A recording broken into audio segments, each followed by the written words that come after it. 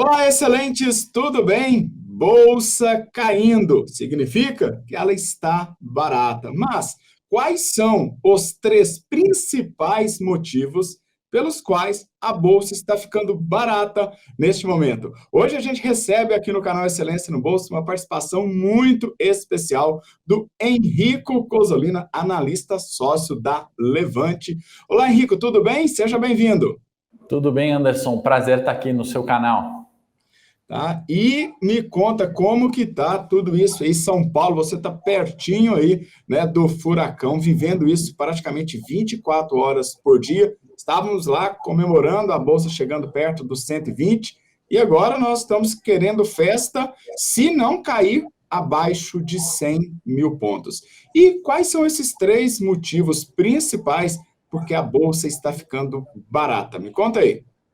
Vamos lá. Bom, fora o frio aqui, fora de época, né, em São Paulo, tem justamente essa questão do Paulo Guedes, fiscal de governo, né? A volatilidade aumentou bastante, né? Como você falou, estamos perdendo 107, era um ponto técnico importante, indo para 100 mil pontos ali, como segunda referência ali de suporte no curto prazo para quem gosta de análise técnica. Mas do ponto de vista de bolsa barata, né, tem algumas questões que a gente tem que falar, né? O primeiro ponto, né, que eu quero trazer, Anderson, na minha opinião, dois setores que têm um peso relevante no Ibovespa, né? Ou seja, o setor financeiro, né? E aí eu estou falando de bancos tradicionais, os bancões, e o setor de varejo sofreu muito, né? Dos 130 mil pontos aos 105, amassaram os dois papéis, né? E aí, por que barato, né? E não é negligência a risco, não é falar que está tudo bem com o fiscal, com o Ministério da Economia, com o governo, né? Mas é entender no micro dessas empresas, né? Esses últimos dias, por exemplo, onde Bolsa caiu 3, Itaú caiu 1,5 num dia específico de uma queda mais acentuada, reflete um pouquinho disso que eu estou falando, né? Múltiplos históricos, né? Um múltiplo preço-lucro do Itaú barato historicamente, né? Os bancões têm grandes empresas para destravar valor, né? Um Bradesco tem uma Next, tem a Agora Corretora, tem empresas de cartões de crédito, seguradoras, né? Isso podem, via spin-off, IPOs, destravam valores, né? Dá uma certa segurança num cenário onde já caiu muito, né? A gente viu a GetNet saindo ali da asa do Santander, né? Isso destrava valor para as duas empresas. Então, esse é um dos motivos. Varejo na mesma toada, né? Beta alto, quando bolsa cai, ele cai mais, quando bolsa sobe, sobe mais. Só que, além da inflação, obviamente, que a gente está sentindo no bolso, energia mais cara, carne, combustível, tudo subindo e nosso poder de compra diminuindo, né? O único fator ali que eu acho que justificadamente o varejo despencou, o varejo por ter beta alto, né, ou seja, quando a bolsa cai, cai mais, como eu falei, ele sofreu e pegou para si coisas que não são do da microeconomia do varejo, ou seja, consumo, renda, e aí acabou pegando casos Evergrande, vamos voltar um pouquinho mais, até pouco tempo atrás, variante Delta, mercados fechando, né, riscos ali entre políticos, falas desencontradas, varejo caiu bastante. São dois setores que estão no Ibovespa e sofreram muito, ao meu ver. Um ponto importante que eu tenho observado, né, varejo, né, Magazine Luiza, a Via, elas estão se transformando também em bancos, né, elas estão criando as suas próprias fintechs, né, elas estão criando aquele relacionamento ali com os seus clientes, né, Itapemirim também é uma empresa de aviação, de transporte, criando ali o seu Itabank, né, e isso vem, esses dois setores, daqui um pouquinho, eles estão praticamente juntos, né? O banco se transformando num varejo de produtos e serviços para os clientes, e o varejo tradicional, o e-commerce, se transformando em bancos digitais. É mais ou menos isso, essa tendência que está caminhando? Sem dúvida, você tocou num ponto-chave, ali é o cerne, né? No varejo se transformou, né? Não é mais vender uma blusa, uma geladeira e dar crédito apenas, né? O Super App vem aí com esses intuitos, né? Então, compras recorrentes, cashback, financeiro e dados, né? Então, isso evoluiu muito. E o segundo ponto que você abordou bem, o e-commerce, né? Transformou de certa forma, né? Eu tenho citado ali minha mãe, né? Ou outras pessoas que não usavam e-commerce e começaram adentrar no e-commerce, né? Isso ganha escala. E as empresas estão antevendo mudanças, né? Você citou o Magazine Luiza, só para comentar, ela tem feito compras de empresas, por exemplo, de moda, né? Ninguém associou Magazine Luiza à venda de moda, comprou empresas ali especializadas nisso, comprou empresas de delivery de restaurante. A gente sabe que com a pandemia isso acentuou, virou um hábito da população. Então, assim, o varejo está atento, todos esses valores que Magazine até outro dia valia R$ 24, valia em preços de tela, né? Com a compra do Kabum, por exemplo, hoje embutiu outros riscos ali que talvez acabaram desconsiderando isso que você abordou muito bem, Anderson. Legal. E falamos do primeiro grande motivo. E o segundo, o que está fazendo essa bolsa ficar barata? É algo que é momentâneo? É algo que já vem, né, dos anos? Qual que é esse cenário que se constrói, né, para um cenário de turbulência, né? As eleições de 2022 já se anteciparam, né, e alguns ruídos, saída de secretários do Ministério da Economia, parece que corroborou um pouco. Foi isso? Sim, foi um governo ali, né, numa situação desde a eleição, né, bastante conturbada, e o segundo ponto é um pouco disso, né, a gente vive um cenário conturbado, até outro dia era pandemia, coronavírus, quem já estava em bolsa conhece, né, o que aconteceu em março de 2020, né, nos preços de bolsa, chegou praticamente nos 60 mil pontos, só que de uma forma rápida, né, e até com casos de pandemia, morte, toda essa questão de desemprego, a gente chegou, isso não só Brasil, né, mundo como um todo, né, a gente chegou nos 130 mil pontos de forma rápida, né, então essa crise teve uma particularidade, ao meu ver, né, que foi um retorno ali muito veloz, né, então parecia que estava tudo bem, mas um cenário ainda pós-pandêmico, né? Só abrir um parênteses que aí cabe a nossa estratégia, né, Anderson? Cabe o que olhar, né? Tanto quem olha a longo prazo, curto prazo, independente disso, num cenário de bolsa 130 mil pontos, mas com as questões ainda da pandemia mal resolvidas, parece que a gente viveu essa correção, né? Então, a gente volta para os 100 mil pontos, 110 mil pontos agora, de uma maneira mais racional, na verdade, né? Porque se a gente olhar até um ano e meio atrás, a gente estava nos 60 mil pontos. Hoje a gente foi para 105, né? Parece mais racional essa correção para o 105 do que aquela há 2 meses, 3 meses atrás, que foi para 131, né? A gente tem a questão da pandemia certamente endereçada, né? Vacinação no mundo ainda longe da meta da OMS, mas se aproximando ali dos 40% no mundo, isso tira boa parte do que foi essa crise, né, que tem afetado a oferta, a demanda, e me parece mais racional a bolsa 100 mil pontos, num cenário que local a gente está descolando um pouco de pares que estão muito piores, né, essa Argentina, Venezuela, a situação lá é muito mais catastrófica, do que aqui no Brasil. Mas a gente está descolando, por exemplo, dos Estados Unidos, S&P com máximas históricas, né? Então, uma forma racional da gente ver isso é 100 mil pontos ali, 110 mil pontos, me parece mais conversar melhor, né? Preços, lucros das empresas, múltiplos e o cenário de retomada parece mais propenso a tomar mais risco agora do que de fato, né? A gente tem uma relação mais provável de recuperação do que de deteriorar muito mais, né? Precisa acontecer muitos fatos novos para piorar ainda mais, né? A gente viu as quedas recentes, né? Isso já estava bastante embutido nos preços, ao meu ver. Esse é o segundo fator. Legal. E o terceiro fator? Vamos lá, né? A gente está numa continuidade de notícias ruins, né? A gente está esquecendo alguns fatos ali, né? De que bolsa no último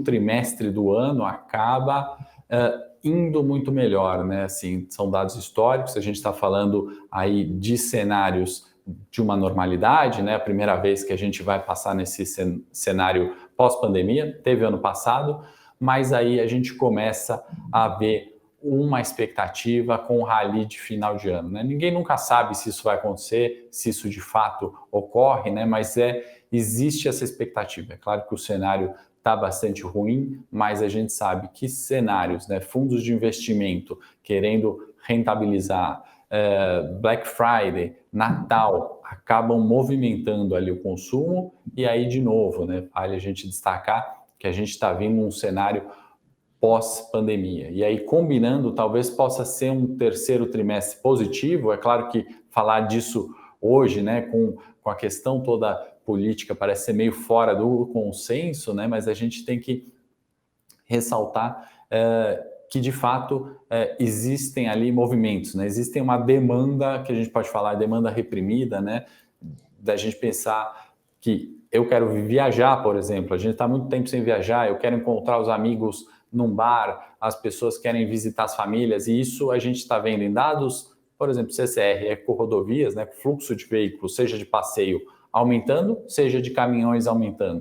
A gente viu com dados de comércio, né, no varejo, Dia das Crianças, um feriado, o quanto que a gente cresceu de vendas, seja no setor de turismo e lazer, né, mais de 50% comparado ao último ano, seja no setor de brinquedos, específico da data festiva, seja no setor de vestuário, né, que cresceu 28%. Então, as pessoas, de fato, querem tirar o pijama, comprar uma roupa, né? As mulheres talvez querem trocar uma maquiagem, as pessoas têm essa demanda reprimida e, em algum momento, isso vai voltar para os preços de empresas que estão bem posicionadas em bolsa, né? Então, a gente tem que diferenciar. Nas empresas de bolsa, elas têm mais acesso a crédito, elas têm taxas de juros menores, elas têm ganhos de escala, né? Ainda são diferentes daquela nossa realidade, né? Daquele amigo que tem um pequeno comércio ou daquele amigo que é autônomo, né? De fato, essa economia real menor, né? Não das empresas listadas, é um pouco mais difícil, mas de fato, as empresas que sobreviveram a essa crise talvez possam surfar esses dados históricos aí de um último trimestre positivo para a renda variável. Isso no mundo está acontecendo, né? De novo, S&P máxima histórica, aqui a gente está descolando, inclusive, dos nossos pares subdesenvolvidos. Esse seria o meu terceiro fator, Anderson. Legal. Henrico, tem um ponto muito importante, né? Quando a gente alinha esses três fatores para poder escolher os melhores ativos, criar aquela carteira, a maioria dos investidores, eles têm aquela estratégia tradicional e bem conhecida, né, que é o buy and hold, comprar e manter. Olha, eu quero comprar essa empresa, eu quero ser sócio dela para o resto da vida. É uma estratégia ainda que funciona, mas a gente sabe também que existe ciclos, né, a bolsa, a gente sempre fala rentabilidade passada não garante rentabilidade para o futuro, mas aquele ciclo, eles vão se repetindo. É possível para o investidor, mesmo pensando no longo prazo, ter, por exemplo, estratégias híbridas, né? A gente está falando tanto, né, de sistemas híbridos, né? Você está aí na Levante, em São Paulo, eu aqui em Minas Gerais, e podendo nos conectar pela internet, e o investidor, ele consegue criar uma estratégia pensando no longo prazo e aproveitar ciclos num prazo menor? Sem dúvida, Anderson, você comentou muito bem, né? Eu estou em São Paulo, você está em Minas, de repente tem alguém do Amapá nos assistindo, né? Então, essas trocas são muito positivas, né? Eu acho que às vezes o investidor de longo prazo acaba se definindo como só investidor de longo prazo e deixa algumas oportunidades passarem, né? Nenhum fundo da Faria Lima aqui, do Leblon, enfim, um gestor de sucesso, uma asset de sucesso, um investidor profissional, acaba se atentando apenas uma estratégia, né, em comprar vale e esquecer, deixa ela lá e vai dar tudo certo no longo prazo, né? Não quer dizer que não vai dar certo, né? Não quer dizer que investir a longo prazo não é bom, com certeza é. Mas existem estratégias para otimizar, né, essa compra do investidor de longo prazo. De repente, o investidor tem uma carteira ali para dividendos, existem formas seguras ali de você rentabilizar essa carteira. Às vezes um cenário ruim, né, não é novidade dessa discussão de teto de gastos, né? O mercado vem precificando essa questão, né? Agora foi um fato consumado, né? Existem formas de se proteger a isso, né? Então, acho que escolher uma só estratégia, né? Na última oportunidade, talvez falamos de análise técnica fundamentalista, se eu não me engano, né? Escolher só uma forma de análise ou só uma estratégia de investimento, com certeza a gente deixa passar algumas oportunidades, Anderson. Eu falo, a gente preparou um material aí de Isso, três. eu ia te perguntar exatamente, Henrico, para aquelas pessoas que têm aquele perfil, para os investidores, para os excelentes que estão nos acompanhando aqui, que quer desenvolver essa estratégia pensando no longo prazo, mas também ter ali uma segunda, terceira carteira com foco no curto prazo e aproveitar as oportunidades, onde que eles podem buscar mais informações? Perfeito, Anderson. Nesse cenário todo, a gente preparou 3 vídeos gratuitos aí que vão ao ar 26, 27 e 28, justamente para abordar todas essas questões, né, de estratégia, como rentabilizar uma carteira e também falar de algumas coisas, né? Eu abri algumas perdas, alguns erros que eu já cometi lá atrás e Legal. que o que eu aprendi com isso, né? Como que eu fiz isso? A gente tem gestores, né, renomados. O Verde tá com um ano difícil, o fundo dele, né? Enfim, outros gestores, não vou citar nomes aqui, mas assim, são gestores, são referências, acabam sofrendo num cenário de volatilidade, mas eles sobrevivem, né, no longo prazo, eles estão há anos fazendo isso, conhecendo algumas dessas estratégias, por isso que a gente preparou esses vídeos aí de forma gratuita, vale assistir para conhecer o que fazer, né? Eu sou investidor de longo prazo, o que eu posso fazer com a interferência de uma fala do Bolsonaro? Eu sou investidor de curto prazo, eu gosto de alavancar, eu quero tentar grandes retornos. Existe possibilidade de fazer isso gerenciando riscos, né? Então, adequar estratégias no portfólio o tempo inteiro, né? Otimizar. Eu comento, né, Anderson? Até pouco tempo atrás a gente tinha 500 mil investidores CPFs em bolsa, né? Em poucos anos a gente foi para 4 milhões. Então, estamos conhecendo a renda variável. Acho que, ao nosso ver aqui, muitos ainda não conhecem estratégias de renda variável, né? E acho que é importante falar disso, por isso que a gente fez esses 3 vídeos gratuitos aí, na função da Levante aqui, em tentar compartilhar, desenvolver o mercado de capitais no Brasil. Legal. E é aquela situação, né? São estratégias, né, que você já viveu e aprendeu fora do país, Canadá, Estados Unidos, experiência também de gestão de grandes fundos como você e todos, né, os sócios da Levante. E o mais legal é que está sendo levado essas estratégias que onde, há alguns anos atrás, era disponível, acessível apenas ou para o investidor qualificado ou para quem estava dentro dos fundos, agora para o investidor, pessoa física comum, ou seja, qualquer pessoa pode fazer todo esse investimento em renda variável. Eu sempre recomendo, toda pessoa tem que ter ali de 10% a 20% no mínimo em renda variável para poder sentir, né? E na hora, não adianta a gente tentar aprender a nadar se não entrarmos na piscina. Então, é hora da gente começar aí essa renda variável, e como você disse, né? Ainda é bebê, né? 4 milhões para 200 milhões de brasileiros, nós estamos longe do ideal, tá? E, Henrico, onde mais que a galera hoje pode encontrar você nas redes sociais e deixa a sua mensagem final para os excelentes? Bacana, Anderson. Bom, redes sociais, meu Instagram pessoal, henrico.czz. Eu comecei um canal de YouTube inspirado aí em grandes como você, Anderson, que desenvolvem um conteúdo gratuito. É o Henrique Cozzolino, meu nome, né? Cozzolino com 2 Es. Vou deixar todos os links na descrição. Muito obrigado.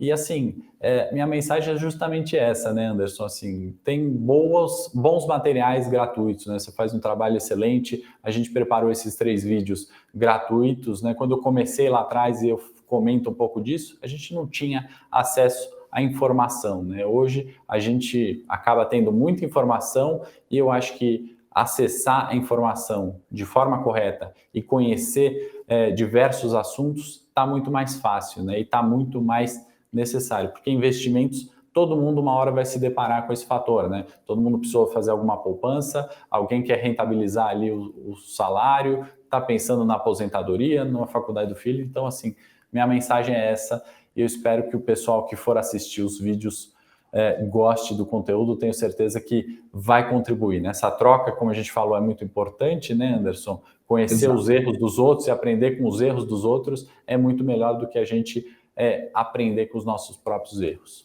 Bom, eu já fiz a minha inscrição, vou aprender com você, aprendo todos os dias, acabei de ver o Money Call com você também hoje, fantástico, né, falando muito sobre estes pontos, esta nova expectativa que a gente tem, e a gente se encontra então, Henrico, em breve aqui no canal, talvez aí em São Paulo também, para a gente poder levar muita educação financeira e investimentos para os brasileiros. Muito obrigado, Henrico. Um forte abraço. Um abraço, Anderson. Obrigado.